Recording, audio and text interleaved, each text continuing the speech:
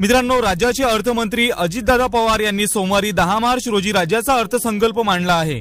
विधानसभा निवडणुकीनंतरचा हा पहिलाच पूर्ण अर्थसंकल्प होता। त्यामुळे विधानसभा निवडणुकीत दिलेली आश्वासने सरकार पूर्ण करेल अशी अपेक्षा असल्याने शेतकऱ्यांचे या अर्थसंकल्पाकडे विशेष लक्ष होते। मित्रांनो, मोठ्या अपेक्षेने शेतकरी बांधव या अर्थसंकल्पाकडे पाहत होते। कर्जमाफी मिळेल, भावांतर योजना जाहीर होईल आणि नमो शेतकरी सन्मान निधी योजनेचा हप्ता वाढेल अशी आशा शेतकऱ्यांना होती।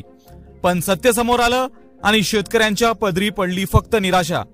या नवीन अर्थसंकल्पात सरकारने नक्की काय घोषणा केल्या, शेतकऱ्यांसाठी काही मिळालं की नाही, की केवळ गाजर दाखवण्यात आली, या सगळ्या प्रश्नांची उत्तरे आपण या व्हिडिओत पाहणार आहोत।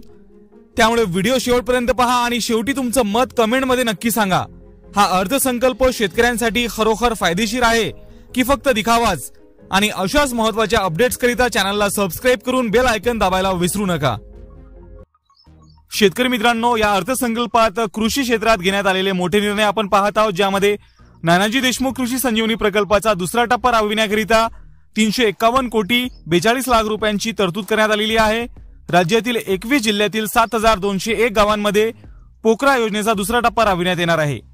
त्यानंतर शेती क्षेत्रात AI तंत्रज्ञानाचा वापर करण्याकरिता 2 वर्षात 500 कोटी रुपयांच्या निधीची तरतूद करण्यात आलेली आहे, ज्यामध्ये पहिल्या टप्प्यात 50,000 शेतकऱ्यांच्या 1 लाख एकर क्षेत्राला फायदा होणार आहे। त्यानंतर सिंचन क्षेत्राकरिता काही महत्त्वपूर्ण निर्णय घेण्यात आलेले आहे। जलयुक्त शिवार अभियान अंतर्गत 4227 कोटी रुपयांची तरतूद करण्यात आलेली आहे। गाळमुक्त धरण, गाळयुक्त शिवार योजना कायमस्वरूपी राबविण्याचा निर्णय या अर्थसंकल्पात घेण्यात आलेला आहे। त्यानंतर सिंचन क्षेत्रातील काही महत्त्वपूर्ण असे निर्णय सुद्धा आपण या ठिकाणी पाहू शकता। तसेच मुख्यमंत्री बळीराजा मोफत वीज योजनेअंतर्गत 7.5 अश्वशक्ती पर्यंतच्या 45 लक्ष कृषी पंपांना मोफत वीज देण्याचा मोठा निर्णय या अर्थसंकल्पात घेण्यात आलेला आहे।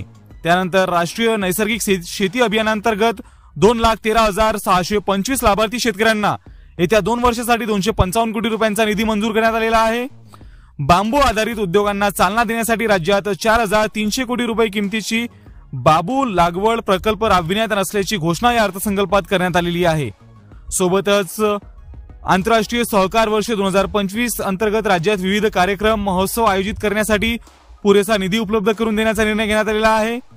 2100 कोटी रुपये किमतीचा माननीय बाळासाहेब ठाकरे कृषी व्यवसाय व ग्रामीण परिवर्तन स्मार्ट प्रकल्प राबविणार असल्याच्या सुद्धा या अर्थसंकल्पात निर्णय घेण्यात आलेला आहे।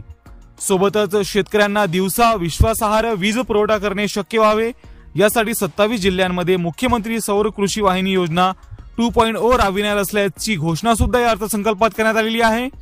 आणि बी बियाणे, यंत्रसामुग्री, खते आणि शेतमालाच्या वाहतुकीसाठी बळीराजा शेत व पानंद रस्ते ही नवी योजना सुरू करणार असल्याची घोषणा या अर्थसंकल्पात करण्यात आलेली आहे।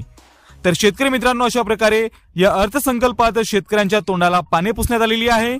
शेतकऱ्यांना या ठिकाणी ठेंगा दाखवण्यात आलेला आहे। तुम्हाला या अर्थसंकल्पाबद्दल काय वाटते कमेंटमध्ये आम्हाला नक्की सांगा। आमच्यासाठी तर शेतकऱ्यांसाठी अतिशय निराशादायक असा हा अर्थसंकल्प आहे। तुमचं मत कमेंटमध्ये नक्की सांगा। व्हिडिओ आवडल्यास व्हिडिओला लाईक करा, चॅनलला सबस्क्राइब करून नोटिफिकेशन बेल नक्की दाबा। धन्यवाद।